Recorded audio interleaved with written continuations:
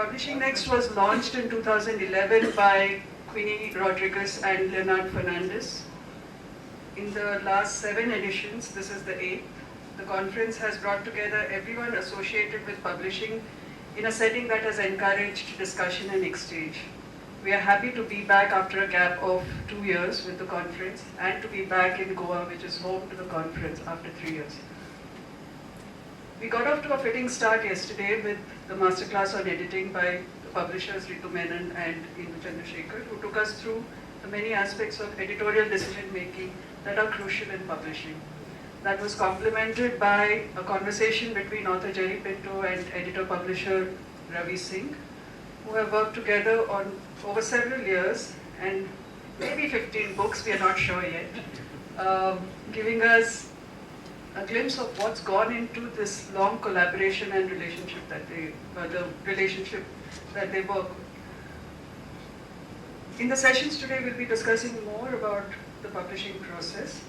I'd like to invite Leonard Fernandez, co-founder of Publishing Next, to come on stage and give the opening remarks for the conference. Thank you.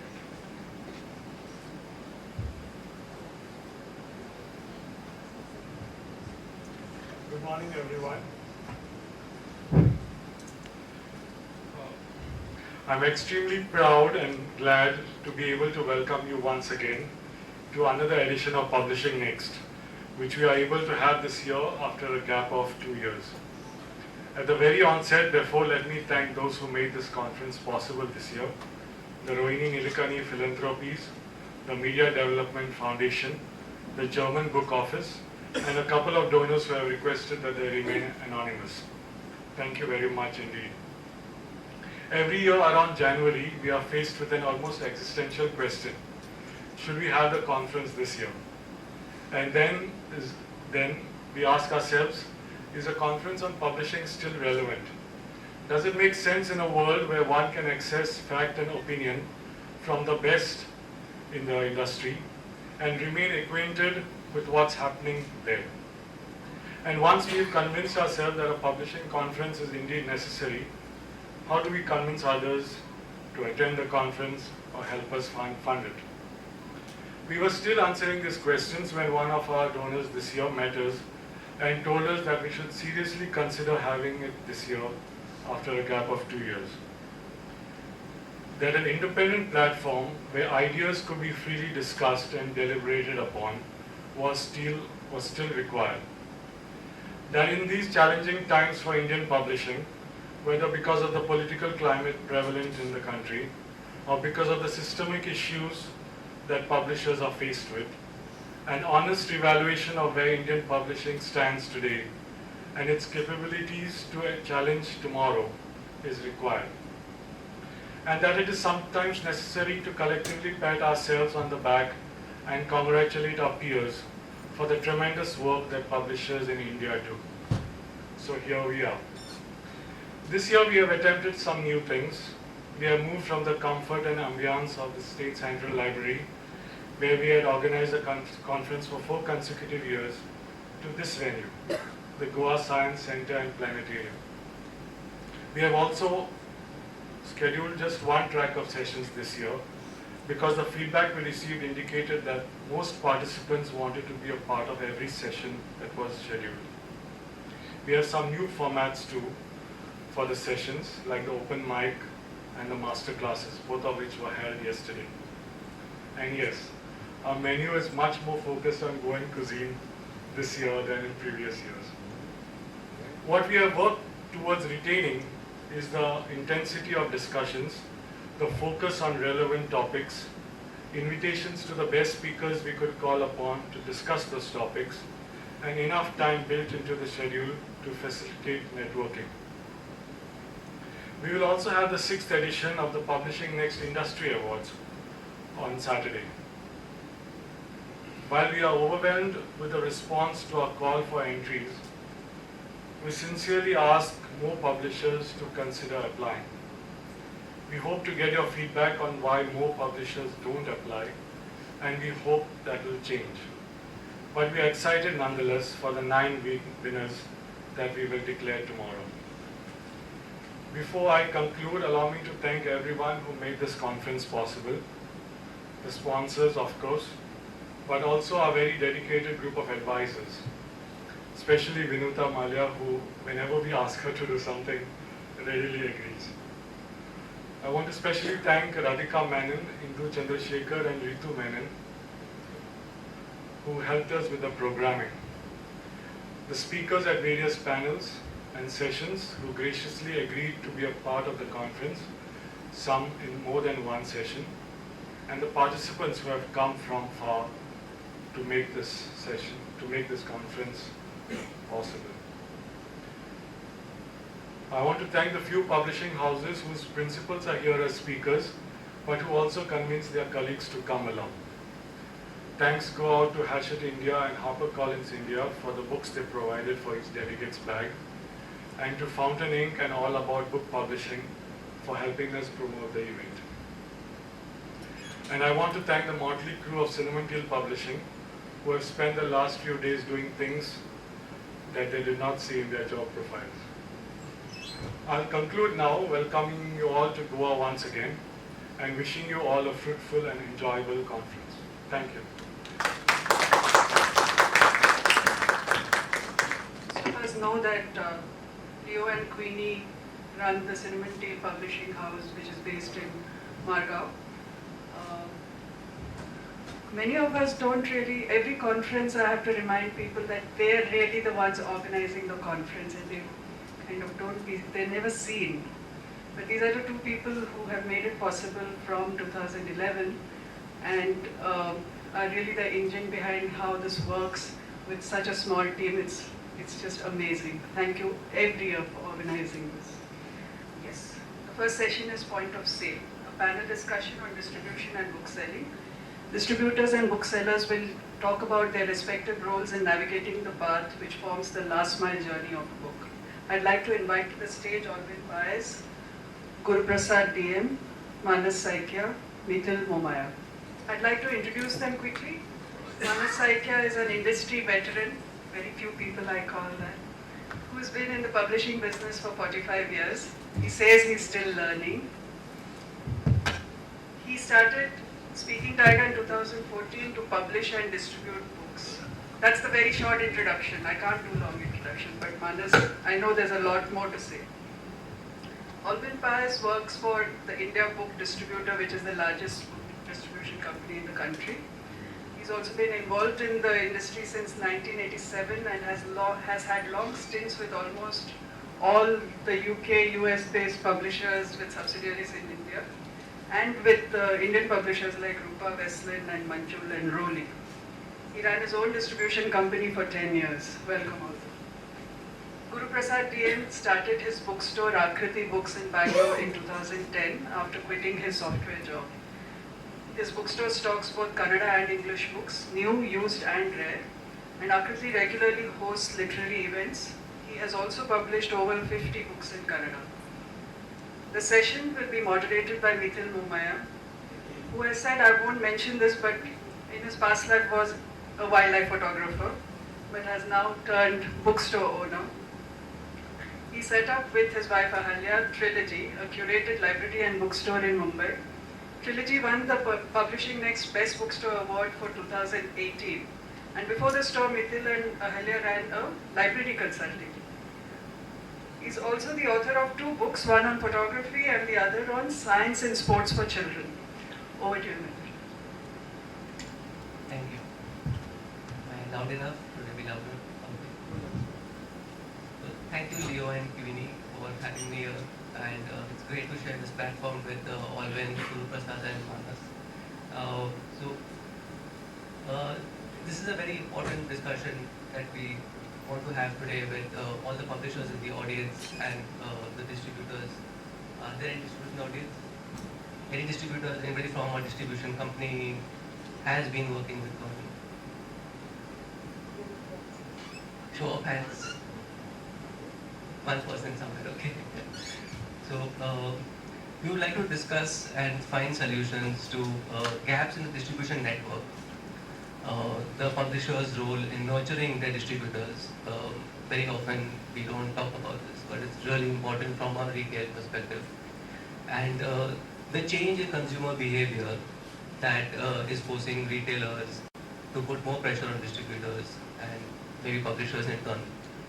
So I would like to start with Manas by asking him in his capacity as a founder of Speaking Tiger, uh, what is his relationship as in Speaking Tiger's relationship with their distributors in the country, and how do you think that's working out for a publisher like Speaking Tiger, who's around 5 years old right now, but of course there's lots of experience with Manas and Mr. Ravi Singh in the audience too. Well, let me limit myself to Yes. one segment. Yes, so Because- if I may correct, add to what we discussed before, we would be talking only of trade publishing because there are all kind of publishers in the audience, and Manas has a huge background in kind of publishing, but for the scope of this discussion, it will only be trade publishing. Yeah. Sure. We'll talk about trade publishing, but please feel free to ask any question. We'll try and answer if it's academic or even school books within our combined 91 years worth of experience sitting on this panel. As far as distribution goes, the question, I was asked a question today morning in fact, am I satisfied with my distribution? The day you are satisfied with your distribution, you will have come to a dead stop. You might as well stop publishing, you might as well finish. Because I can't see anybody who has absolute perfect public distribution.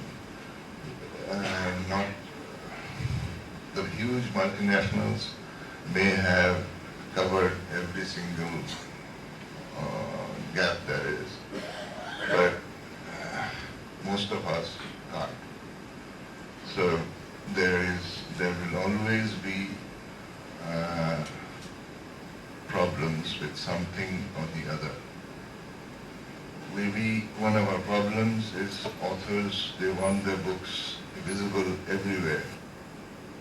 Want the books visible in Jalpaiguri at airport bookshops, at Crossword. I hope nobody from Crossword is. But nothing wrong with Crossword, but try and get books on display there and see how you've got to work at it and when you get paid.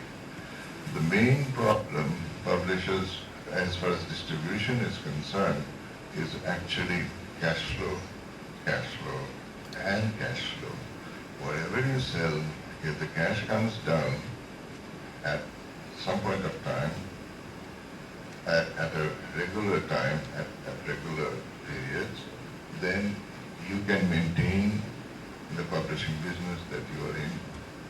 If your cash flow is not working, then sooner or later you are going to have to stop paying your people whom you owe money, printers, etc.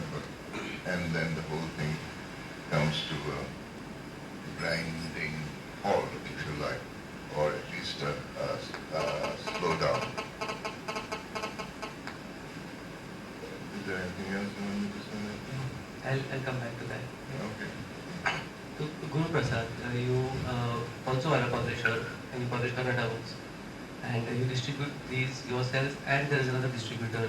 So tell me, how does that work for you? As you know, is the distribution satisfactory? What could you hope better for your books to reach a market which obviously is there for them?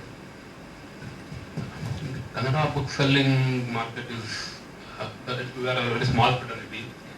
So and most of the bookstores are concentrated in Bangalore who sell Kannada books, and we have around, most probably all over Karnataka, around 20 bookstores which sell Kannada books.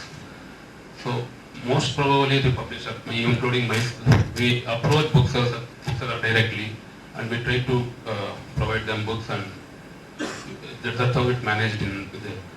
Apart from that, we have one distributor called Navakarnataka, who is the sole distributor for Kannada books in Karnataka. But the problem is he himself, Navakarnataka himself, themselves are publishers as well. They publish a large number of books year-wise, and they themselves have many bookstores across Karnataka. So I think that conflict, which whether they are booksellers or a publisher or distributors, it makes I think that they don't analyze all the books which they get very objectively. So there is some large gap still existed in Kannada book industry. If we get some good distributors, I think some of the problems we are facing get solved. In an average, every year Kannada book industry produces around 7,000 books. But most of the books are generated only for library sales because Karnataka government buys around 300 to 500 copies of almost every book published. So since there is no good distribution network, there is no existent, the channel which is well established. So most of the publishers won't approach booksellers. They purely publish for libraries. So I think if we get a good distributor who is not a publisher or who is not a bookseller, probably this gap will get addressed. And I think Kannada book industry will have watched marketing in future. Alvin, in your experience with Rupa, then with ABC, your own company, and then Roli, and now with IPD, so collectively, the points which Guru has just raised, see, there's a market which obviously has the need of a distributor. It's not English language, but it's Kannada language. But do you think there is space for a distributor to come into the picture and to manage this better? Can a current distributor take this challenge up? What is their situation?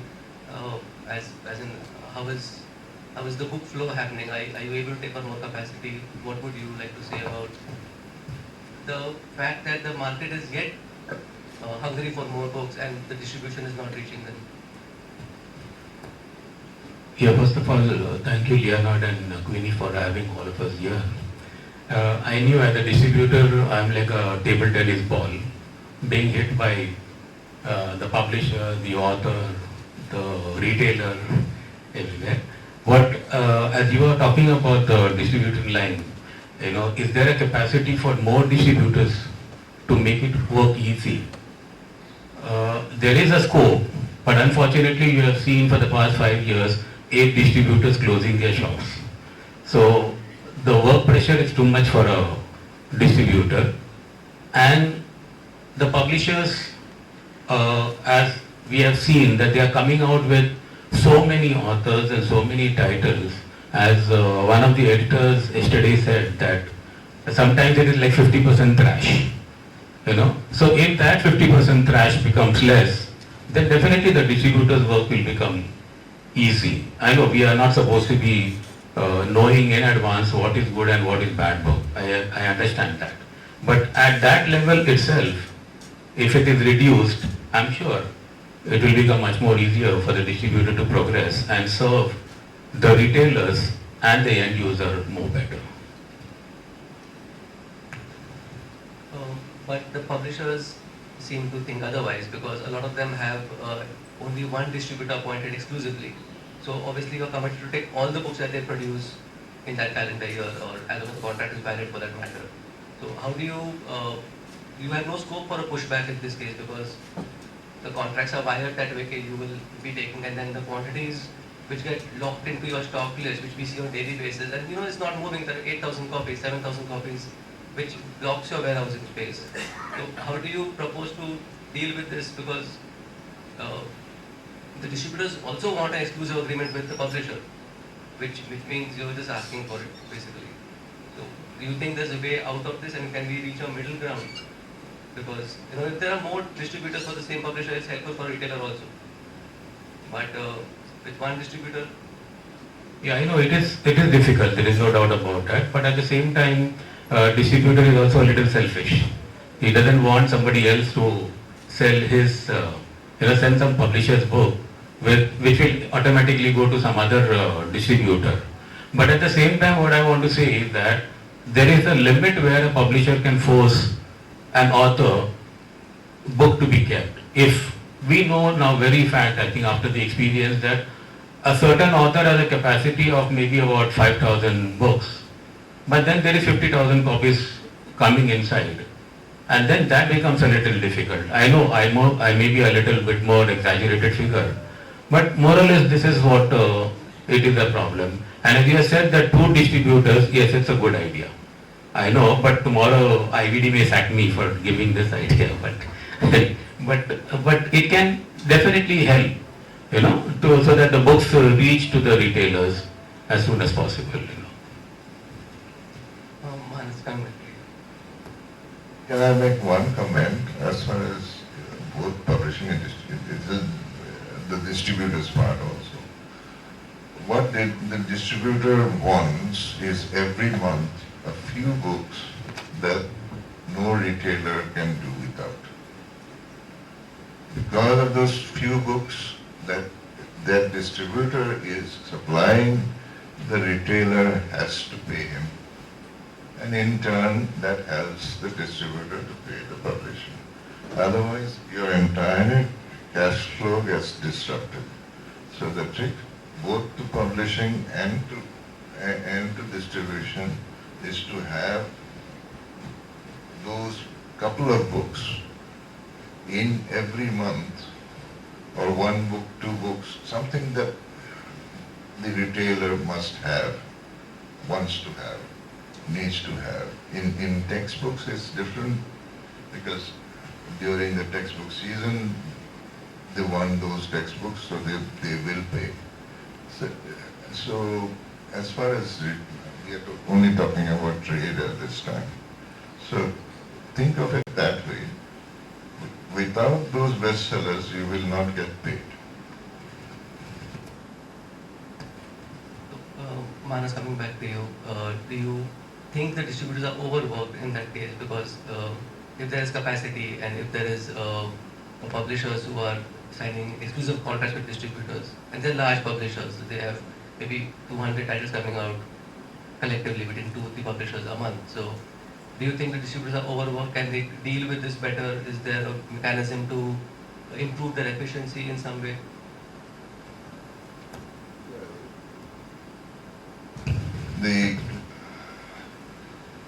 They're not overworked.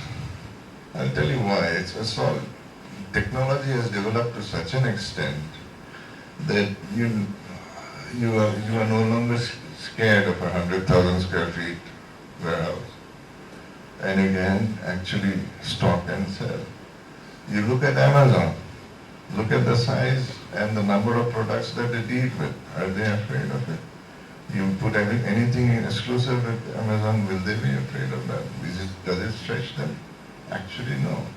And we have 2 major trade distributors in English language, that is IBD sitting there and Prakash Book Depot. And I've seen them develop over the years, and they have grown, their capacity is so much larger than what it was 10 years ago. So, and that capacity has been possible because of the technology that has gone into it. If you get into a modern warehouse where a lot of things are automated, and then you can handle any number really. Alvin, what would be the reason to not upgrade systems or make this efficiency come down at the local distribution level? Why only Amazon has to have robotic warehouses for that matter?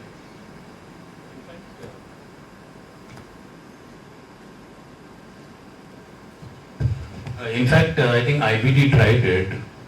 They spent crores of rupees, as I told you earlier, to enhance their software, to come to exactly what we want. I mean, which book is stacked where, and exactly if the book is available, why can't we find it? So all those things were done, but we were not able to really, and the end result was not there. So that is the reason we couldn't achieve it.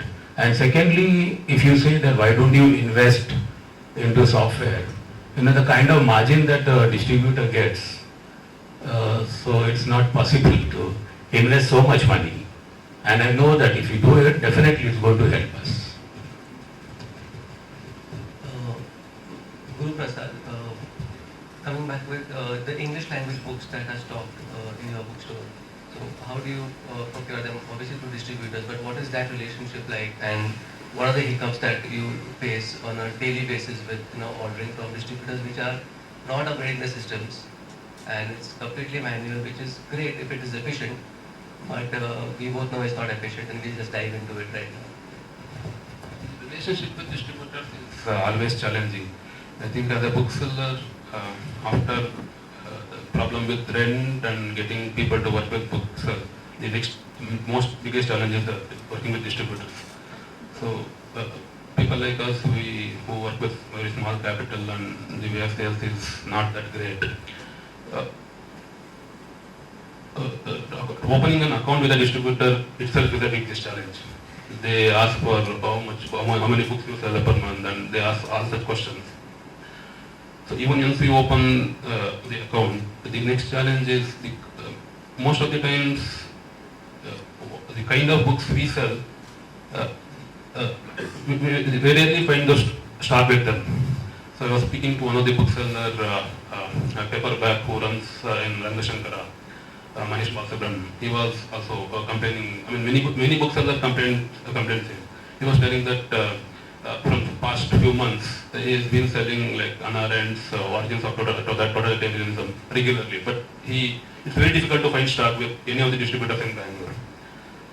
Generally, distributors stock, they are manipulated by giant e-commerce websites who define which is the book they have to stock. Sometimes which won't sell are the kind of discount they offer which we give. So we always go for alternative kind of books, and so this is one of the problems. So many of the times how I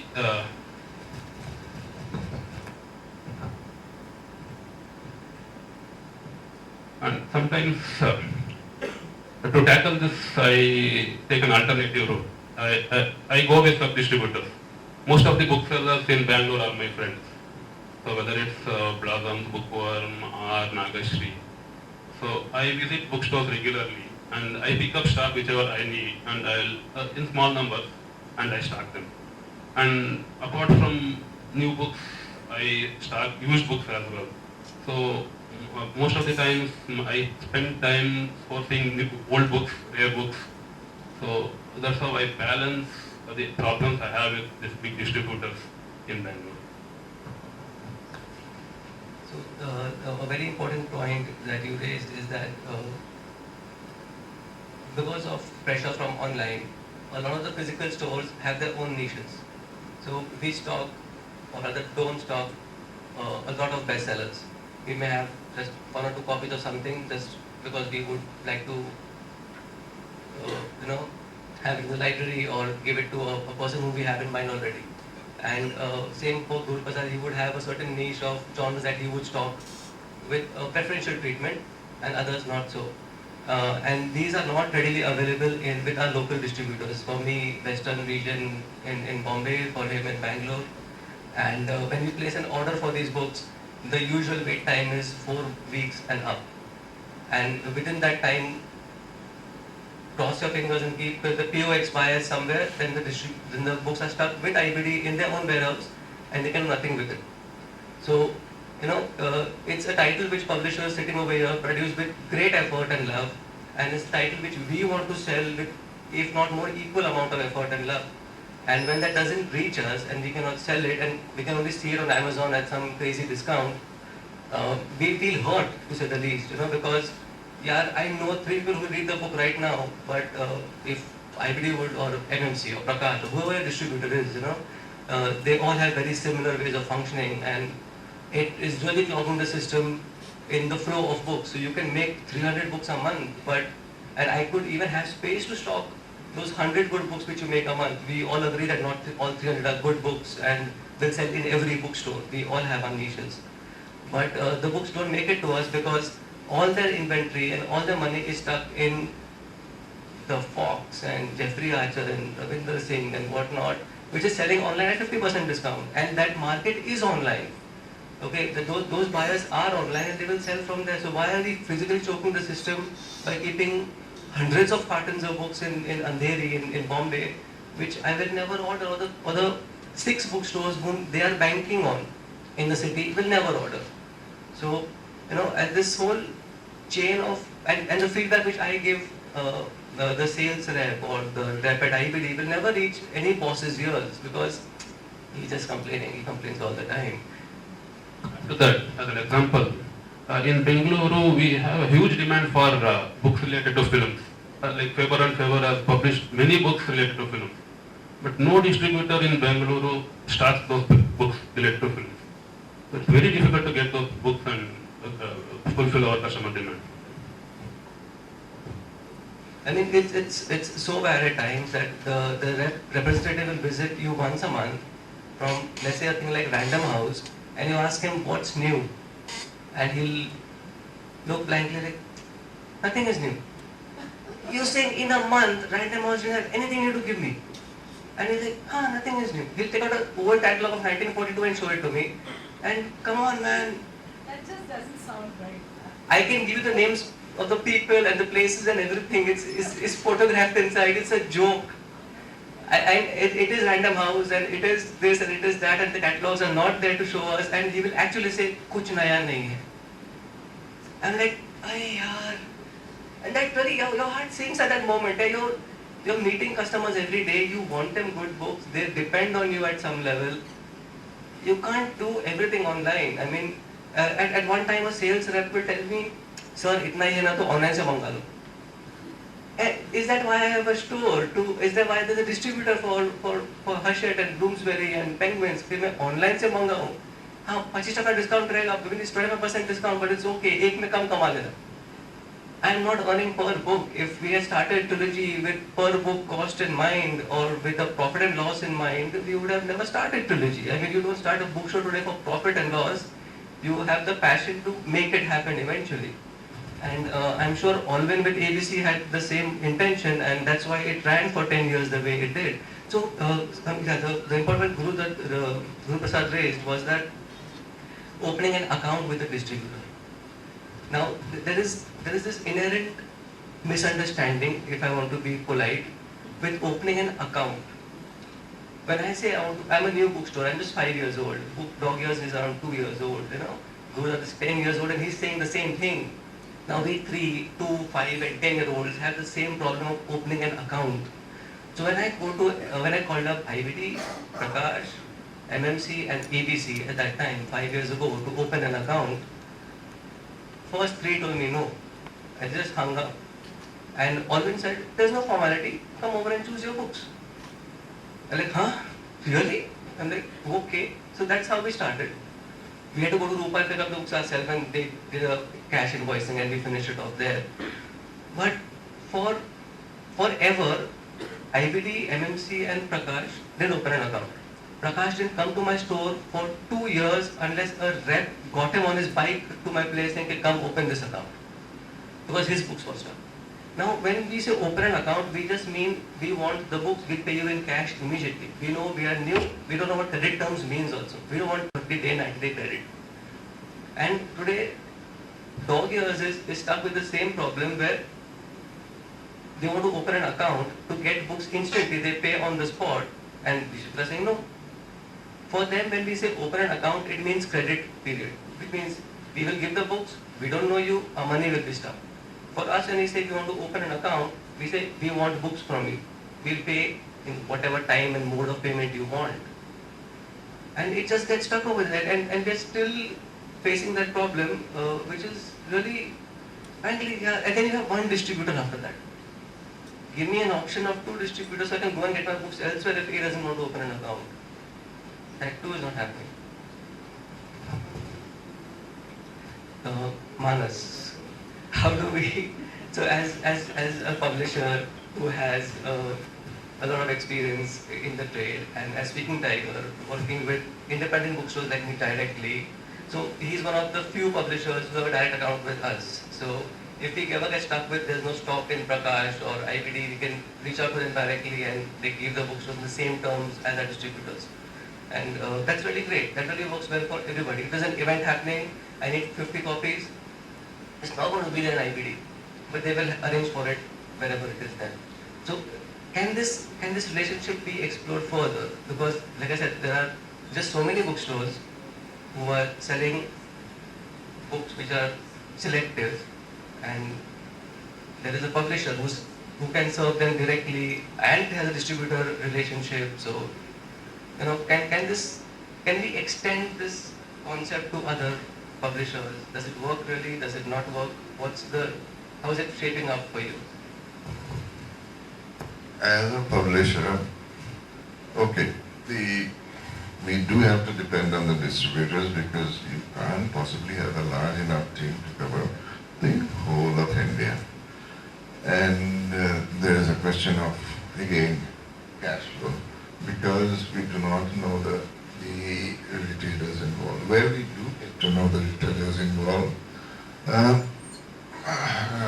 and they are facing difficulties, we have open direct accounts, because it depends on what kind of curation the bookseller does.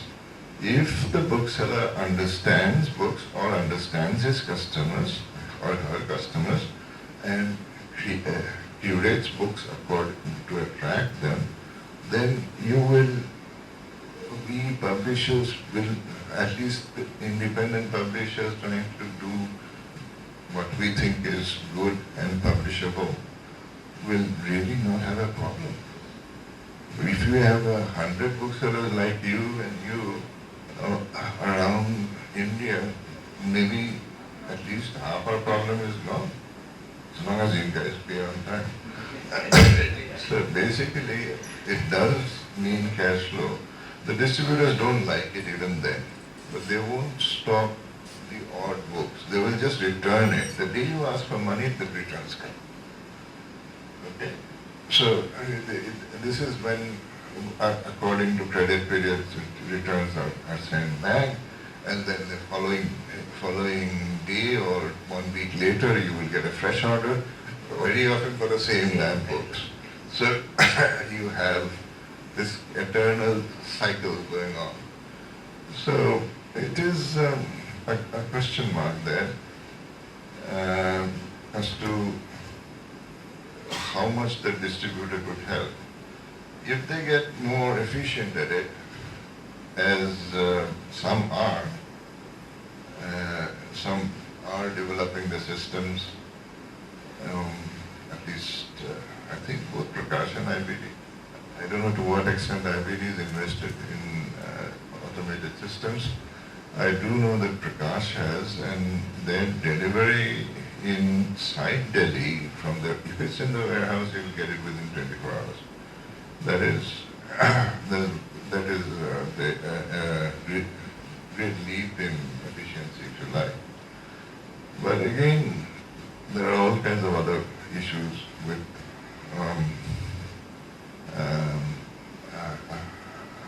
which act as stumbling blocks. It's not very easy to deliver 2 books to a bookseller 40 kilometers away, within the city even, overnight. Because the cost of doing that has taken away whatever profit you have made on that. It would be preferable to courier it because the cost would be less. But again, then we'll start asking for courier costs. So it is this conundrum. It has to break. So as far as I am concerned, if I can provide a service, I will do my best. Okay. All when taken from Manas's point that the distributors have a larger team to address sales and delivery and logistics. And independent publishers, luckily they have an office in Bombay, so we can deal with them directly. But otherwise, all the stock is sitting elsewhere, maybe Delhi or Chennai. So of course you have the team to make distribution happen. Then why is it not happening? Because as a bookstore, I'm saying it's not happening. I mean, that's not even a question: is it happening or not happening? But what's the problem with large teams still not performing? I think I admit to what you're saying, that the deliveries don't reach on time, and the bookshops definitely lose their sales. you know. So that even I admit. But earlier if you look at it, the distributors were in the city, so it was very easy for the deliveries to happen, and the bookshops were also surrounding. But today, if you look at the cost factor, the distributors cannot afford to have a office or a warehouse in the city, so they have gone far away. And even if you look at the retailers, because again of the cost factor, they have also been into different parts of the city. It is not like one. Bombay is like just Churchgate to Andheri and maybe VT to Ghatkopar. It is almost like that. But if it is little bit outside, it becomes a little difficult. So that is the reason maybe the deliveries do not happen as you are asking for. And the distributors also have got their challenges. The whole day's orders has to be collected and make sure that 11 o'clock the tempo or the taxi leaves. But if your order comes at 12 o'clock, definitely it will go on the next day. As Mr. Manas Saike said, that for a 20 kilometers or 40 kilometers ride, we can't afford to give 2 books. So there I would ask the retailer if he can keep one extra person in his workshop, in his office or in his bookshop, so that if there is an emergency, he can send and collect the book. Why You can't know? you do 2 Yeah. deliveries? Sorry? Why can't you do 2 deliveries in a day? No, we do about 40 deliveries in a day. Then it doesn't matter. After 40 deliveries, I'm talking about the 1-2 that we can't do it. So, fair enough, but the problem is that we've been pushed in a corner because we have to survive on customer service and we have to give those 2 books maybe tomorrow or day after. And only if you, so the commitment is so little from the distributor side on delivery date. You have placed an order today, it really may not appear tomorrow or day after. Obviously, he has a huge delivery schedule, but that book might appear end of the week or then Monday. And I have a customer waiting who's placed an order with me and they want it tomorrow. Now, why do they want it tomorrow? Because they just saw that it's available on Amazon with next day shipping, so obviously I should give it to them right now. Now, so all retailers are facing this huge change in consumer behavior as to what they expect from a physical bookstore. Guru would like to kind of elaborate on how your readership is changing with online. Yes, it's been happening from past 10 years. So I'm less relying on new books nowadays. So if I see the success stories of the Bangalore bookstores, whether it's Red Bookshop, or Blossoms, or Bookworm, they have survived more than 10-15 years because they have good stock of used books. So somewhere we have to counter this culture of getting the book on the next day with some other means. So used and rare books. Thanks to those collectors of Phantoms or Amarchitra old issues, some of the bookstores are thriving. At least in case of mine, I think I'm able to, if I get those Phantoms or a rare Arabian Nights, 16 volumes, Richard Burton's, I can pay my rent by selling that one set of those rare books.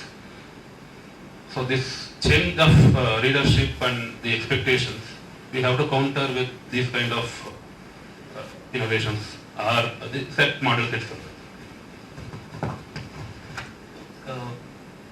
With this change in the consumer behavior altogether, where they are relying less on us for new books and maybe more online for new books.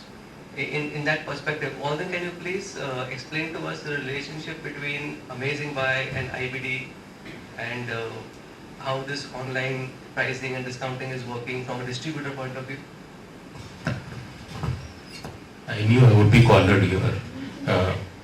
But to be honest, there is nothing special relation with Amazon and IBD. It is an identity of itself. Publishers have a direct relationship with Amazon. They supply the books to Amazon directly. And if you say that IBD is supporting, or maybe the branches are supporting Amazon, no. Because branch managers have their own responsibility. They have to achieve a target. So in any case, they don't want to lose their offline sale in order to promote Amazon or online sale. So that thing that is coming in the mind that branches are supporting, or maybe the IBD as a individual company is supporting Amazon, no. Secondly, about the discount, when we are talking, that they have their own algorithm. When you're looking at it, they have like some titles, they may give you extra discount. But there are many titles which they do not give discount itself. So they work very good arithmetic, where they make sure that they are making profit. Because we also not happy. I, as an individual, I'm not talking about IBD, but as a distributor, yes, I was also offended when online came into the picture. That it was coming, but then I saw the customers at the end of the day, they want the book. Whether it comes from the online company, whether it comes from the offline stores. At the end of the day, if they get the book and sitting in their own house, in their own comfort level, if the delivery comes into their hand, because I found that 30 to 40% of the people, they already know what they want to buy. It is not that, they will go into the store. Yes, there are a 40-50%, there are impulse buyers. When they go to a store and then maybe they will look at Cash 22 and then they say, okay, let me also buy Murphy's Law, or maybe they'll buy some Milan Kundera book, or maybe Sigmund Freud book. They will buy some other book. There are impulsive buyers are there. But there is no special relation where publishers and Amazon or IBD or Amazon is concerned. There is no profit and loss there.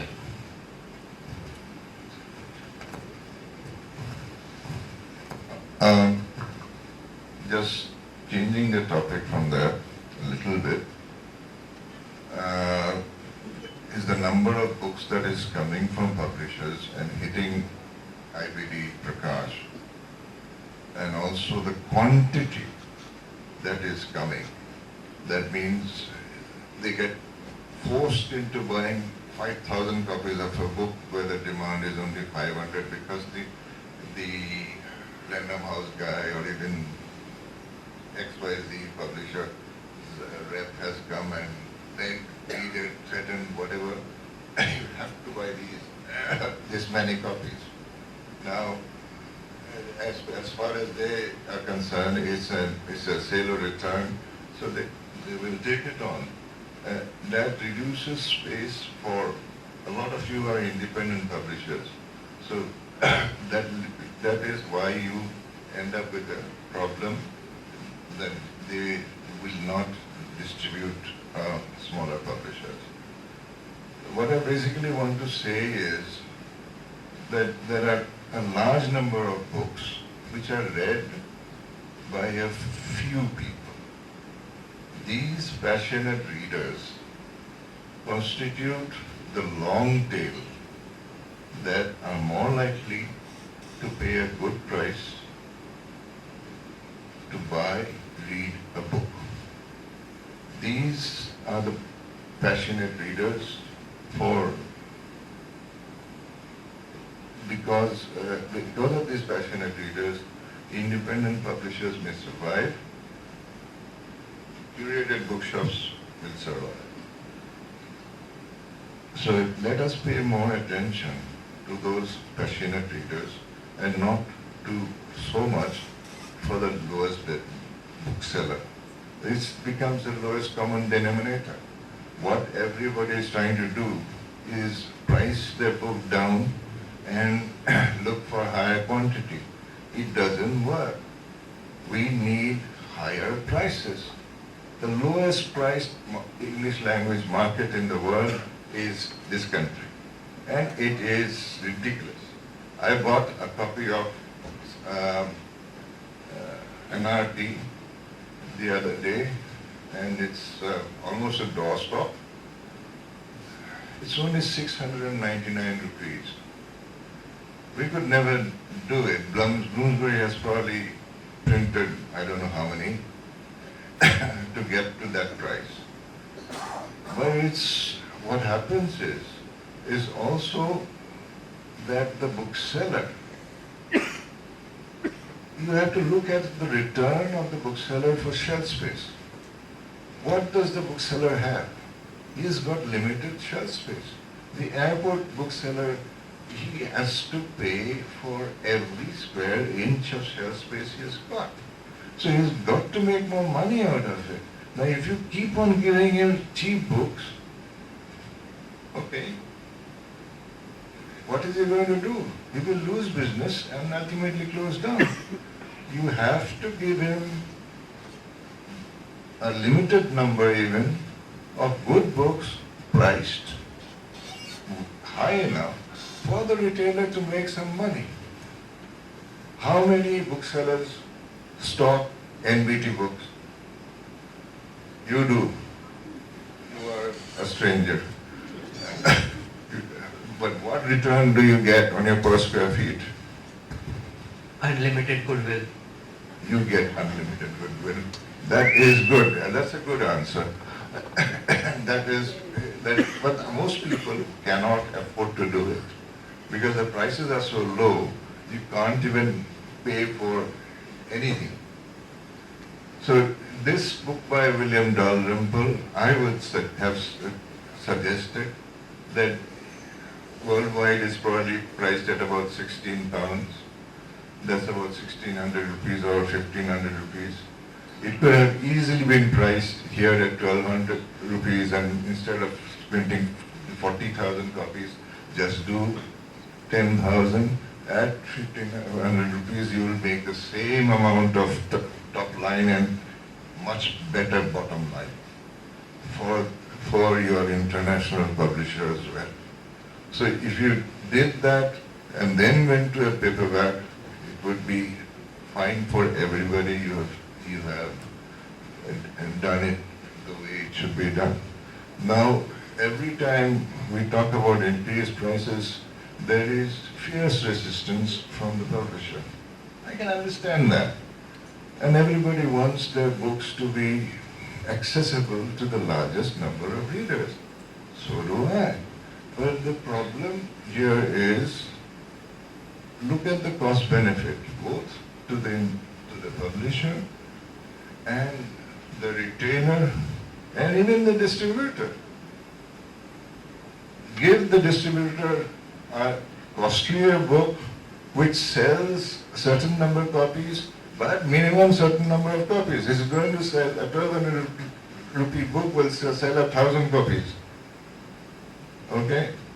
And a 120 rupee book will sell 5,000 copies. How many copies which one would you prefer as a distributor? You would prefer both. Again, you see, that is the thing, all for goodwill. So as far as IBD is concerned, they will want everything. The same thing, Prakash also wants everything. And if they can have an exclusive and that gives them an advantage. By the way, a lot of these exclusives are not total exclusives. There are big publishers who have handled some accounts directly. Crossword is very difficult to handle through distributors because all the authors want their books in Crossword. Airport booksellers are horrible. So they're very, very difficult. They want 10,000 rupees for you to display some 1 square foot area pile-up. So these are the things. We actually need to raise the price of books. And we need to go for that long tail of passionate readers. This kind of dedication to the mass reader, the mass reader is not going to read your good quality books. They will want the Chetan Bhagats, they will want Ravinder Singh. What are you going to do about it? You are not publishing your Ravinder Singh or Chetan Bhagat or the like. You are publishing something which you think is good, but it is meant for a more serious audience. So look at it from that angle, and people who are passionate will pay for a higher price for a smaller number of books. So that's what I suggest to all of you independent publishers. Short print runs long tail. Thank you, Manus, for getting that in. So, what he says is very true, because when we started Trilogy 5 years ago, there was no in-store discount. And even now we have a loyalty program which is for our library members who get a discount because they're making the trip to a physical space anyway. And then to entice them to buy online would just be sheer foolishness on our part. But whenever we do a pop-up which is not in our store, to be a lit fest or a corporate event, we don't advertise a discount.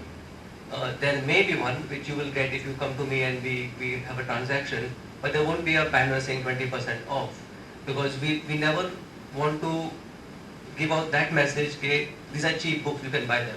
I mean, these are books which if you like and if you want to read, you can buy them, and then when you actually have to pay for it, yeah, there's also a discount. So that always works for us, because then the person goes around again and picks up some more books with them, because now he saved money. So, that comes to the question of the pricing of books, which is what we are fighting with online. So, we don't debate the convenience online provides, it's evident. But why does any retailer online have to discount a book which will sell even in its sleep, like a Harry Potter, at a 50% discount? Why would you discount Harry Potter box set at 50%? Doesn't make any sense at all. That book will be bought at double the price if it was marked. So why is this downward drive on the pricing of books? You price them at $6.99 or $7.99 for a fiction which will be published by Penguin, and then you go ahead and discount it online to 40%, and it just can't be sold in our bookstore then. So how does this pricing work for online and then for the retail shop? Yeah, well, I think what you're saying, that online people are giving discount, and you gave a very good example of Harry Potter. But I think when Harry Potter came, even the offline were giving more discount than what the distributors, the publishers were giving. Everybody wanted to sell. I remember going to Strand bookstall, and if Harry Potter was available at those days, of course, online was not there. But at the end of the day, everybody wants to sell their book. How much money they make, that is a second question for them. Because I could see the competition that was going on all over Bombay. If it was available at 500 rupees, I mean, if a distributor has given at net price of 500, they were ready to sell for 495, just making 5 rupees or maybe 490. So what the offline was doing, slowly the online also came to know that that is the other way of selling. And unfortunately, we don't have the system where we can control the discount part. So they have their own right to give whatever, as long as they make money. Because the HO will check up what is their profit and loss statement. And then they realize that as long as you are making money, it's okay. But as you are saying about a particular title like Harry Potter, or maybe a bestseller like maybe Amish title or Chetan Bhagat title, practically every retailer goes to give maximum discount in order to sell their book. Because that is the way they can say, come on, I've sold about 500 copies or 1000 copies and I've made my money. No doubt I've made only 10 rupees out of every book. But at least I've sold about 200 copies. So I think online will still carry on giving the discount, irrespective of whether you try to control or not. Maybe slowly they will understand that without giving discount they can still make money, slowly. So there is a mechanism in place for that. So for example, if publishers, like you say, have direct accounts with Amazing Buy or with Amazon, okay? So from what I understand, I may be wrong, if someone knows better, please correct me. If you give your book to a single platinum seller, just one guy who's a platinum seller, then no other seller can offer discount greater than that platinum seller. So that's not the truth. Okay. So so can you give your book just to one seller on Amazon? Does that work if you have a direct account? You can, right? So when you do that, you control the price automatically, because that one will give the least possible discount, let's say 25%, which is the standard pre-order price. Only add authenticity to the sale. There would be a lot of sellers individually who can buy the book from anywhere. Correct. And those books you cannot confidently say whether those are originals or not. But those books could go still into any channel, Amazon, Flipkart, and those could be sold. The only benefit that a platinum seller shows is the delivery is free of charge. For others, which normally are called as a easy ship seller kind of, or a back order seller, they charge delivery charges. So Amazon's algorithm doesn't understand if at all a 500 rupee book, they are saying that 300 rupees is the MRP and 200 delivery charge, it will be shown upfront on the buy box. Rather than a platinum seller who is selling the same book of 500 rupees at 490 or 450 rupees. So he won't get the buy box over there. So that's how the algorithms also play through it, because it's technology, it's 1 and 0. So you're saying the platinum seller will lose out in this case? They would lose out on Interesting. this. Okay. And then the returns are more. Thanks for the clarification on that. So are we saying there's no way of controlling the price online? Have we reached that stage where we can say कि a seller online can sell at whatever discount they want, and there's no way publishers control that price? It's not possible. They have tried it. It's not that they have not tried.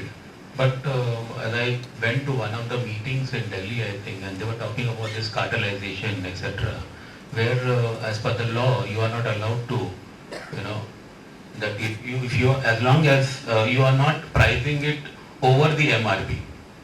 If it is less, then nobody can stop you. There is no law to stop you that. Then how does IBD come to terms with this? Because you have a commitment to me and to your own balance sheet, and when you're losing business to Amazing Buy, for example, then how do you protect yourself against Amazing Buy now? Because we're in the same market. Let's say Amazing Buy distributes to sells to Bombay residents and I sell to Bombay residents, and you're distributing in Bombay. So we are all in the same market over here. And if another company, you may be related or not related, it doesn't matter. But if another company is selling the same book at a lower price, then what you are also getting it possibly. And there's no pushback for you, for the publisher from this, from IBD saying, okay, how can I sell a book at 400 rupees when online is being sold at 300 and they get it at a rate cheaper than giving it to me? There's no equality in this whole system. No, it is there, but luckily we are into a kind of a trade where we have got certain loyal customers. I mean, even if you go and say 40%, 50% discount, you get it on Amazon. But if you have a certain loyal customer, they will come to you and buy the book. There is a certain factor called as loyalty. Discount, yes, it matters, But then they come to know that if this bookshop, and I can just give you a small example, we have a shop at Lokadwala complex in Andheri. He was giving 10% discount on all the books. One lady comes and picks up maybe about 30,000 worth of books, and she says that I want discount. And he was ready to give 10%, then they said 15%, 20%. And he got angry, he said nothing to you, I'm not going to give you any discount, just keep the book here. And next day he removed all the boards that was giving 10%. And then the customer started shouting at him, why did you stop it? I said that, see, if I go on giving you more discount, I won't make any money. And secondly, what will happen? There will be no bookshop in Andheri itself. So would you like my shop to close? Or would you like my shop to be there? And then he found that without 10% discount, his loyal customers still came, and luckily he is doing more business than what he was doing when he was giving 10% discount. So here loyalty matters. So however big maybe Wipro is there, or maybe Amazon is there, or Cloudtail is there, whoever is there, those people who are going to the bookshops will never stop irrespective of what discount you give. So it will go on carrying. So distributors still work their own arithmetic and make sure that many amount of copies will be taken by Mountain Media, it will be taken by Kitab Khana, or maybe some bookshops in Delhi, or maybe in Kerala or Bangalore. It will still carry on. That's really glad to know. We are surviving on that absolutely. Can we open up to questions now? We have around 25 minutes for questions.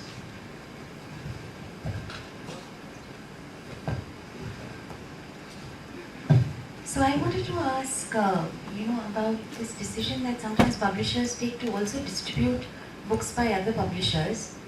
What is the sort of sensibility and thinking that goes behind it? And how do you, if you are distributing books by other publishers, how do you keep out the biases and ensure that, well, there is no stepchild treatment? Okay. It depends. I mean, person you just handed your mic to, we distribute her as well. Okay.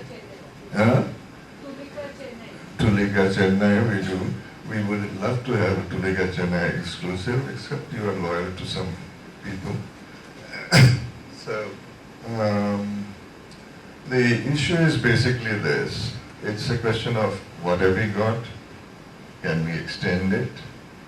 And sometimes it's a question of, do we know this person? Is the quality of the list good? Does it help our list? Sure, we'll do it. If it's an addition, and it's additional business without too much extra effort. Okay? On the other hand, what it removes from the publisher who is distributing to us, say, the headache of extending credit, dealing with IBD, Prakash, and retailers, airport shops, whatever you like, in that all goes. And the main issue there is also again cash flow. Because if you are late, then all of you get upset. And our cash flow depends on the general market trend. If our cash flow is good, everybody is happy. So, as far as if your question is concerned, why do we distribute Tulika books? Your quality is good. You give me a good quality list, I'll distribute it. If I can make a small margin on it, it helps me spread my costs.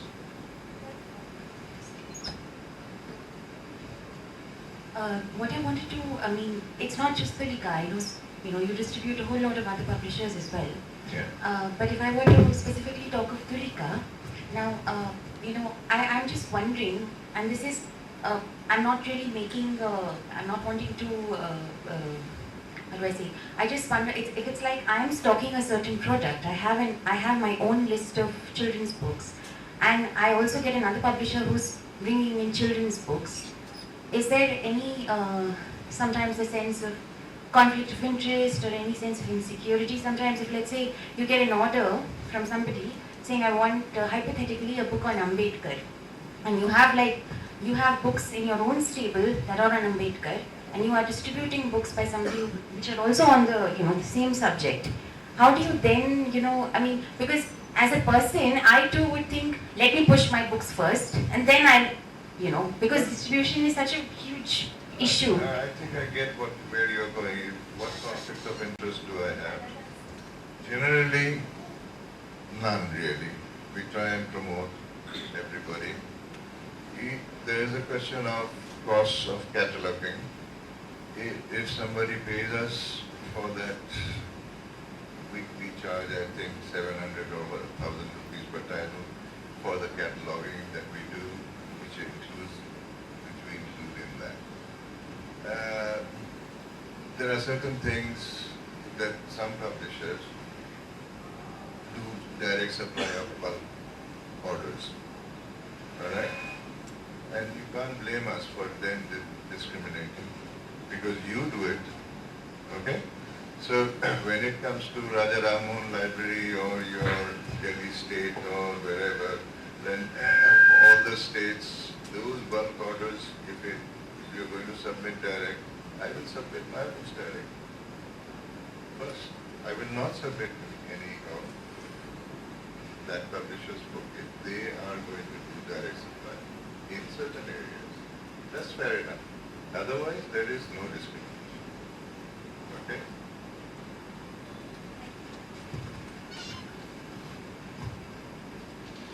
Question for Alvin and one for Mithil. Who are these 8 distributors who closed down? And have you any idea of what the problem was? That's the question for Alvin. And Mithil, why don't you deal directly with publishers? I don't mean the Random Houses and they will probably not. But there are any number of independent publishers who are happy to have direct accounts. Why don't you do that? Yeah, to answer you first, I've been talking about publishers, distributors. Yes, the receding margins obviously made them close. About 5-6 years back, there was a big distributor called as Dolphin. He was doing maybe more than 100 crores business. It's that big turnover. Crossword was their main customer. Then secondly, there was Mehra's. They had practically all the publishers. Random House, Pan Macmillan, Hachette, Simon and Schuster. Which Mehra? Mehra's was a part of Rupa and Company, which started the distribution company. That I know. Yeah, so that is also closed. What I want to say is that. And then there was Jayco who was distributing books. There was IBH which was distributing books. There was Media Star which was distributing books. So there were so many, and the receding cost factor, I mean the kind of margins that they would do, as you said, that you can go and deliver, as Manas sir said very clearly, that 40 kilometers, it's very difficult to, and in order to maintain that, they already tried all that means. And any given time, you will find even the retailers playing their spoil games. If they have 100 copies order, and if you are giving 40%, they stretch you out. Why don't you give 42? Surely, excuse me, surely Dolphin with 100 crore business would have had the same problems with margins and as IBD. Yeah, they have. But So why did IBD? it is called a survival of the fittest. So IBD So was. you were saying they are unfit. No, maybe the cost factor was one. See, IBD is also now kind of surviving. I wouldn't say they're making big money.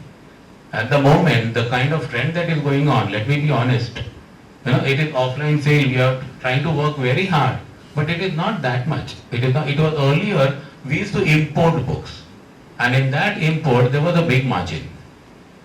But now, the books are coming locally, and obviously the margins have gone down.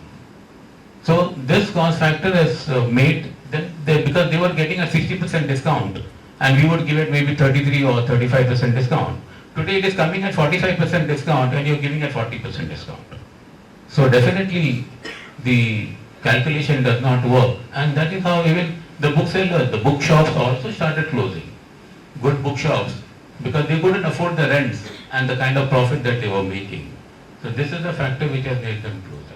So a question for Manas, I'm not sure you can answer it, but in any case, there is a very stringent e-regulation for e-commerce that the government has in place, which makes it very clear that you cannot be a vendor and a producer vending on your platform, right? If you are a vendor, Yes. you cannot sell your own product on that platform, right? There is very stringent e-regulation on that. So how does Amazon sell its books on its own platform? They are producer and vendor.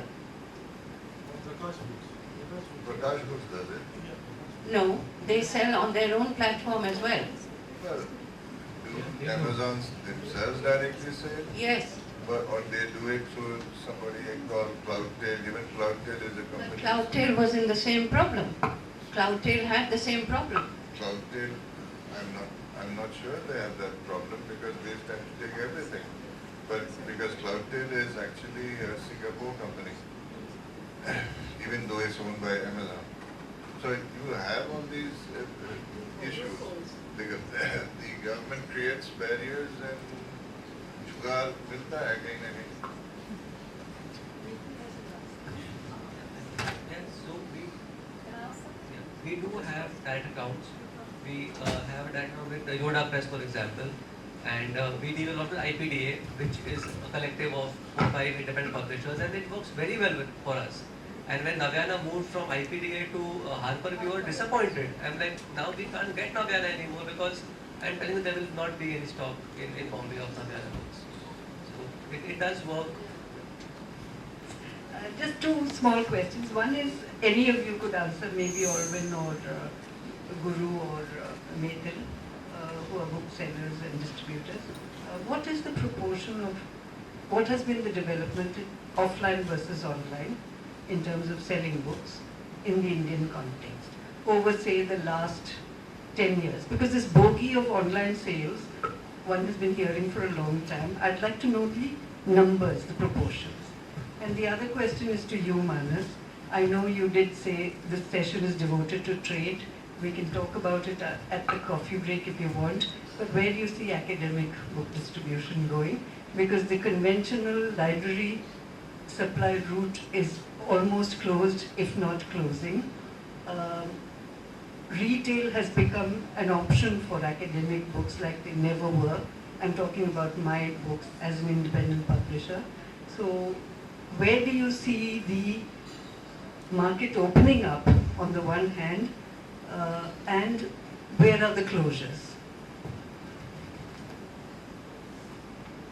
Yeah, the online versus offline that you're talking about, yes, the online is going on increasing. Today I would say, I think Kartika can correct me if I'm wrong, but it is almost going almost about, online is almost gone to about 60%, and offline has gone to 40%. So if it's going up, obviously the discount factor works there. So it's going, and a retailer has its own limitations. They can't keep every book what we have got it. And if you look at IBD stock level, today they have got at any given time 14,000 titles. And our other office, MMC, has about 10 or 11,000 titles. So if you look at it, we have got more than about 27,000 titles at any given time. But from that, only 10% of the titles, because of the limited space that the retailer has got it, so they will keep only 10%. And people are looking out for more books. So definitely their order goes to Amazon. So if Amazon or Cloudtail or any online company, so their sales are increasing. It is increasing.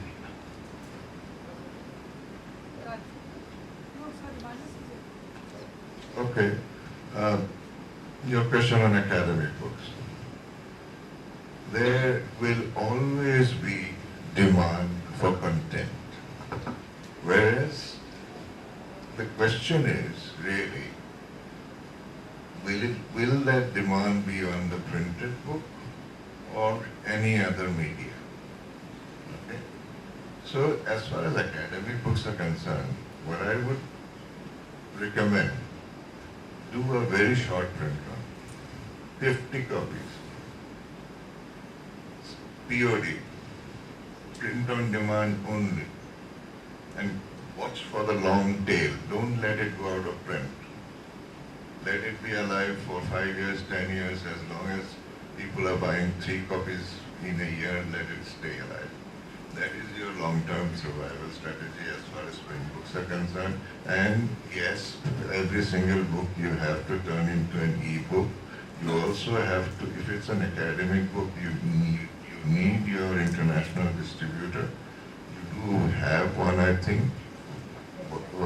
in Columbia University. And then you are in very good hands. But again, if it's print books, the cost of sending it there is a big problem. We're also exploring POD. Well, that is the obvious answer, or you can go to Lightning Press, who will do POD for you. And that will at least get you some definite return, and sometimes it may surprise you. Does it answer your question? So, long tail, short print run. Short print run, long tail. The people who need your books need your books. For them it is gold. For everybody else it is rati. Alvin, I don't know who this is for, but I think the one word that hasn't been mentioned here, which is the most frustrating for all publishers, is returns. Every distributor sends back as much as they can, as often as they can, and from our point of view, without making any effort to move it to retail, unless your own rep goes and pushes the order to go through, the retailer returns with as much ease and says sold. The stock that comes back is damaged, cannot be put back into trade, so you end up having to pulp thousands of copies. I do think there are aspects of this which are really baffling. I mean, as though you just like some middle person who takes books and then sends them back if they don't sell. We're the only ones who lose out in this process, and the writer loses out. why are we not talking about that? That is one. The second thing is that with online sales, my understanding is that this cash flow you're talking about, Manas, there's a faster return possible. I mean, the online sellers actually do pay faster. But we don't see that coming back to the publishers as quickly. They still hold to that 180 days, 200 days. I mean, 90 days is like brilliant if we can get it. So it's almost like everyone's just doing what they can to keep the ship afloat, but nobody's moving forward in any proactive way to make the business as a whole, the industry as a whole, any better. Yeah, as you said about the returns, yes, I agree to your fact that there are a lot of return that is going on, because now the publisher wants their money on time, within 4 months or 5 months, and the distributor has to ensure that they pay for what they have sold. So they put all their efforts in order to make sure that the books go into the retail outlet.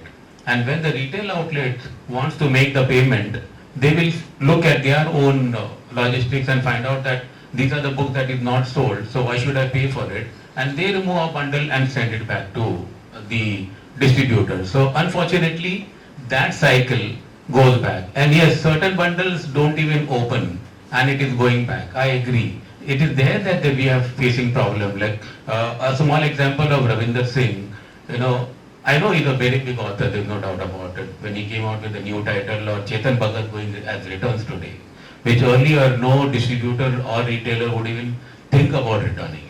But today even those authors are coming return, because the quantity that is expected to sell in the market is so much, but the quantity that is forced upon the distributor and the retailer is this much. So that thing always makes those bundles unopened and goes back. Not all. There are many titles which bundles open, and then we are also getting more orders for that. Second thing that we are having problem is that many people, when they go to a retail outlet, they look at this new book that has come, they remove the photo, and immediately they click on the ISBN number, go to Amazon or maybe some other thing, and they buy the book from there. So definitely the retailer also find that their sales have gone down. And what they could sell maybe 100 copies earlier, today it has gone down to 20 copies. And they are scared of keeping even that 20. Because I remember when we used to sell Chetan Bhagat and all, the orders would be like enormous. And I don't like Chetan Bhagat's reading, sorry. But the fact that there are people who are, 2000 copies मेरे को भेज देना, मेरे को 5000 चाहिए. And today the same people, when I go and ask them, नहीं 200 बस हो गया. So it has gone down. So that is the reason I think the returns are definitely a little higher up. And where the damage is concerned, we ourselves make sure or ensure from the retailers that you don't give us in damaged condition or the book that has passed more than 1 year. But people like, again I don't want to name Crossword and all, but they dominate the market. They dominate the market. So if you don't take it, kal se tera account band. So, I can't talk like Jerry Pinto here that degree dog, what is that Pandan bought and all. I can't talk, but this is the fact that is going on. Like, go to hell, I don't care. But we can't use that where our retailers are concerned, because very few are left now. And that we have to pamper them. ठीक है 2 copy damage है हमको दे दो, no problem. But next time don't do it. Next time 5 copies come. We can't do it. Because there are few left. In the old days, there used to be a conversation between publishers and distributors about print trucks. Does that exist at all? No, not at all. It does not. Earlier, they would take, the publishers would come from UK, if I remember well. We are coming with this Matthew Reilly title, or maybe this author we are coming. So what is your expectations? And then they say, okay, this is like, we will take, and I know when the publishers comes to their big offices, they would commit, we'll take 2000 copies. And when we would go to the same person and say, you committed to the person 2000, nahin 500 bas ho gaya. They would go down, no doubt. But still, we could estimate a figure. Today it is no more. It is the one title, 1 lakh copy, 2 lakh copies, 3 lakh copies. It goes on. So we are dominated by big authors to keep those titles, but it does not sell that much. It has become a little lower now than earlier. Karthika, you did ask me a question. I think it was aimed at me. This was on cash flow. All right. Cash flow on online sales. All worldwide, outside India, publishers have a direct relationship with Amazon. International publishers. Indian publishers in India can have direct relationships with Amazon. Unfortunately, the multinational companies in India cannot have a direct relationship. So you have to go through the Prakashas and the IBDs. What you can do, the solution to that is there. But if until the multinationals do it, we small fry cannot do it. IBD, Amazing Buy, you give them separate terms. Amazing Buy is IBD's wing which handles the thing. If IBD is paying you at 180 days, Amazing Buy should pay you in 60 days. So make it two separate accounts, do the same for Prakash and you read. Two separate accounts and you read only at 60 days. Start, get everybody on board. If you can get Anand and your HarperCollins and Penguin on board, it will happen. And that will be great for a lot of our cash flows, for even independent publishers. Can I add something to what Alvin was trying to point out? So, so for our store, we were around 2 years ago, we were this distribution network for IBD. So basically, whenever a new book comes in, they give you 2 copies, 3 copies, depending on their whims and fancy. There's nothing to do with how much they know us. Okay? And for 1 year, we were going along because all the bookstores of repute had this format where books come to you without you ordering for them. But by the end of the year, there was so much of SAT and GMAT and other textbook typing and SBI exams that we're just doing paperwork, we're not even selling books anymore. And we had to stop that. And of course, that was not taken well by IBD at that time because now they no longer can put our name as we are distributing this bookstore. So it kind of reflects badly on them when they meet publishers and say, okay, what bookstore do you supply books to, and our name is not on that list. So now we pick and choose our orders and the quantity, which means we get delayed supplies because first the distribution list is supplied to and then we are supplied to. So that's a week's delay by default if there's a lot of workload in the office. But on that basis, we have minimal regular returns. We have event-based returns. So we tell them, okay, this is author event, this is Times Lit Fest, this will come back. And I have to tell them on email, this will come back. And they agree to that, yes, this will come back. And we keep the publishers' reps in the loop saying, this is for an event, please follow up. It is SOR, sale or return. And so that works well for us because we are a smaller shop that way. We have limited funds. We can't pay lakhs in bills every month because once the distribution group starts, the 30 invoices a day. I can't possibly even enter so many books in the computer in one day. How do you sell them eventually? But yes, the distributors are strict with us about damaged copies. We can't sticker the copy with our own shop sticker. But we do get supplied books from other bookshops with a crossword sticker, with a other sticker, and we can't argue with that because, like he said, he had to take it back because he had no choice. There'll be, when we supply those books back, saying this is sticker by crossword, I can't sell it. They'll go back, try and remove the sticker, create a huge patch behind, making it unsellable for me. Again, I return it. What? This is not selling books. But we get thousands of copies back sometimes with stickers on them, which we have to Exactly my point, because this is there in the system. I'm agreeing to it. I don't know, they have very strict terms. When I met Alvin first, he said, okay, no writing in the book also behind the pencil, where you got it from, what date. Till today people write ABC 1942, yeah. I mean, it's all there. I mean, nobody follows these things in the retail shop and we've been following it because we really want to make the system better and convenient for them also. So, for a very brief time, I was in the shoes of IBD when I had, and my office boy to physically repack the entire stock of Times Lit Fest for 10 lakh rupees, segregate it, give it back to IBD and make paperwork for that. And that's when I said, I'm not being a distributor, man.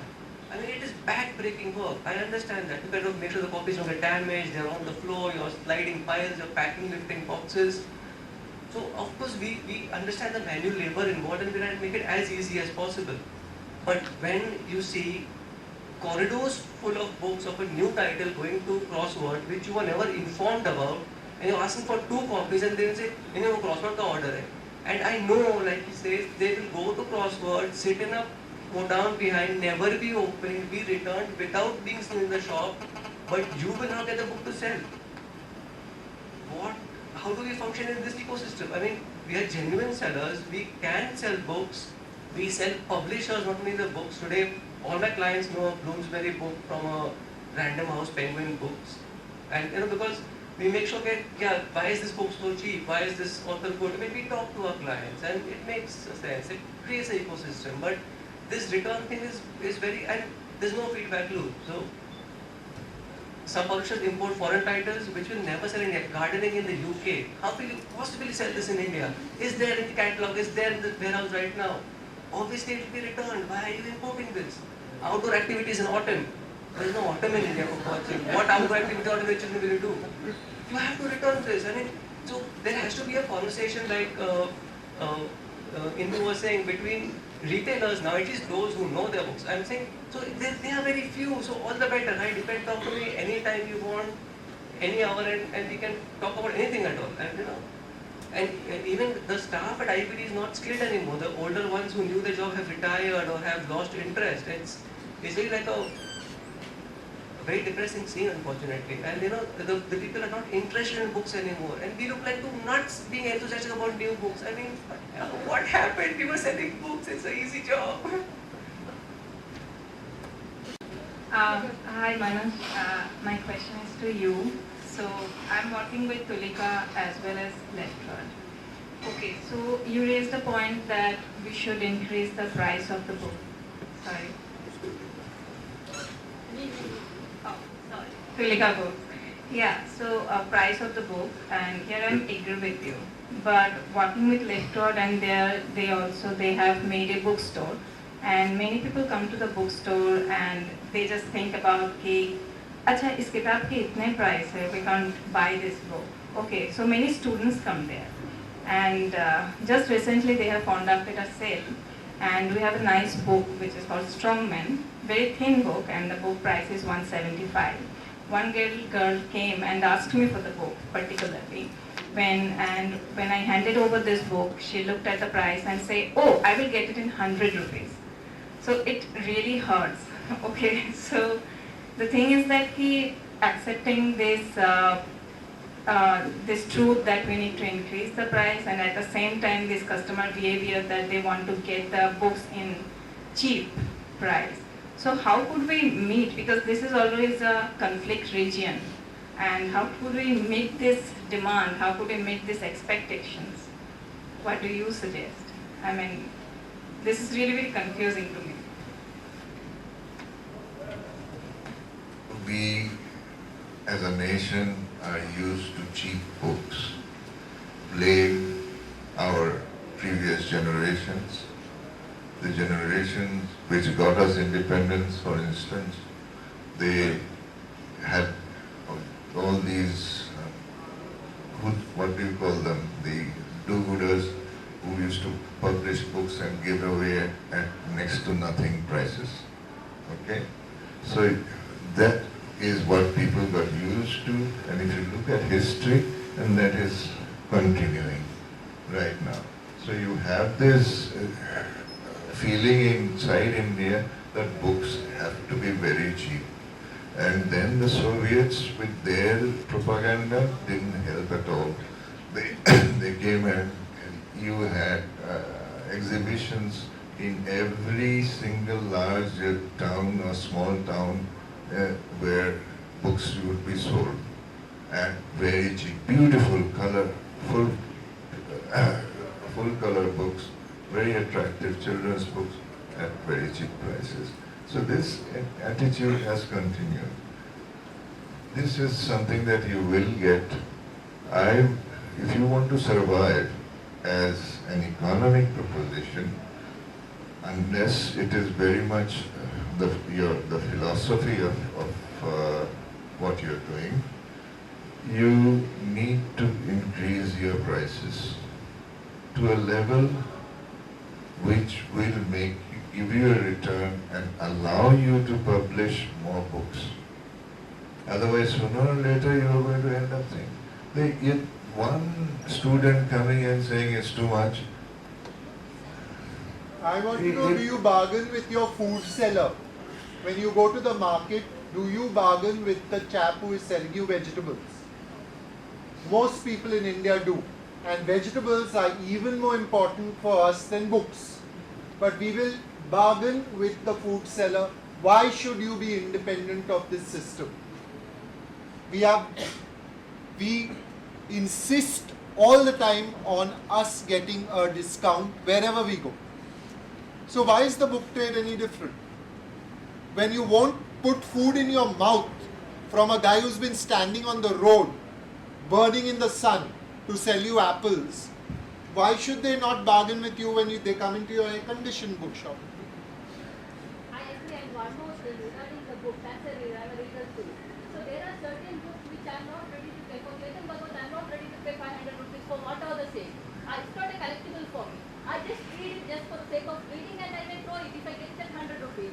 But there are academic books, there are books where research is put into, where I would love to keep in my bookshelf. For those books I'm ready to pay as much for, and the production quality I demand more there. But not on a Chetan Bhagavat. If it gives on newsprint also, I may read and throw it. Okay, I've understood that. Now the issue is basically the academic book that you wanted to buy, you value it, you want to keep it. It has given you something. It has given you something, Yeah, right. But the Chetan Bhagan is just time pass, Yeah, exactly. right? Yeah. So one book will be like gold to one person Yeah. and Raddi to the other. Yeah. That you can't help. What you've got as publishers, you've got to look for those people who are looking and for books which give them something, information, knowledge, etc. We have quite a lot of problems. Among one problem that is actually nobody thinks about, there are 17.5 million Indians out in the diaspora. Out of that 17.5, you can take out about 8 million people who have gone to the Middle East to do hard work. That's a different, they probably don't read very much. But all those who have gone off to the US and all that, they used to read. And Bangalore, you had all these IT professionals, they used to read good things. That's where they got ideas from. And we lost a couple of million readers. And it shows in the state of our book industry economy. Sorry, I sir. think we used to go to the rental libraries, rent the book Does it? Yeah, and you can go to a shop and But you read know, it. the circulating libraries were started by people like you and me who had books and then just ran it out of their homes or garages, which we've stopped doing. So I think that's something we should also ask. Why is it that people have stopped, making these rental libraries? And there's a lot more, I think in the cities especially, a lot more floating population, so nobody's really tied to a place for too long for building. I think, Manas, another thing that I'd just like to pitch in here is that there are different ways of publishing as well, right? I mean, we're looking at only one model when we are, based on what you're saying, where you're publishing, the capital for your publishing is coming entirely from what you sell and create. But there are other ways of subsidizing publishing too, which people are experimenting with in the country. But I do think that books have to be available at price points that people should be able to afford, even students. So we cannot have this kind of a blanket opinion about all kinds of books in the same way. I think certain books should be priced in certain ways, but books that are of interest to students should be made available in the way that they can afford them. On that note, On that note, I'm having the last word. They are in any case photocopying whatever they want. Oh, we can get into that later. Anything Okay. at all. So don't, I have a lot of sympathy for students, done a lot of things, but there is a question. If you are an independent publisher and you want to survive, you have to get your economics working. If it doesn't work, you will Theoretically, see. yes, absolutely. But we have to break for tea so that we have a little bit of a break, having sat here for so long. Thank you all so much. And I'd like to present these wonderful scarves that are made from the traditional Goan textile weave called the Kunbi Kapod, na? Jerry Kapod, Kapod. The Kunbi Kapod. This particular design is the weave that is made for celebratory occasions. So, since we are here to celebrate publishing, we are so happy that you can have a piece of this. Thank you all for this wonderful session. It was very, very enlightening.